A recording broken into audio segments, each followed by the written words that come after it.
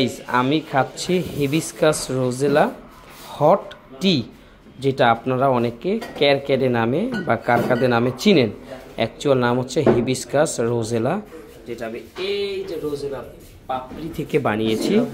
আবার এখানে দেখেন হিবিস্কাস সিরাপ, এইটা যদি আবার এটার সাথে মিক্স করে তখন টেস্টটা আরও বেশি সুইটনেস এবং মজা হয়।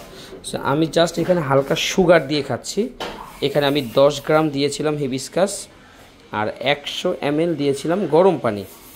পানিটা আমি বয়েল করেছি 5 থেকে 7 মিনিটের মতো।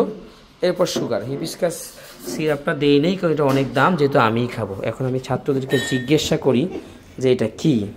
এই ড্রিঙ্কসটার নাম কি? ড্রিঙ্কসটার নাম হচ্ছে B16।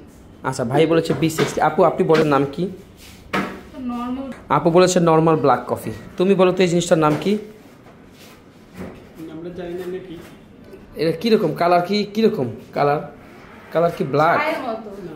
দিস ইজ চা। আপনি কি বাসা চা এইভাবে লাল করে খান? জানি না এটা কি হিবিস্কাস নাকি। হ্যাঁ, আপনি বলেন তো এই ড্রিঙ্কসটার নাম কি? কারকাদে।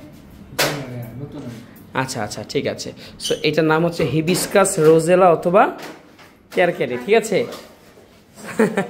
সো তাদের চাকরি হবে কি? হবে হবে হবে, কারণ নতুন সবাই, ভয়ের কিছু নেই। হাল ছেড়ে দিলে হবে না।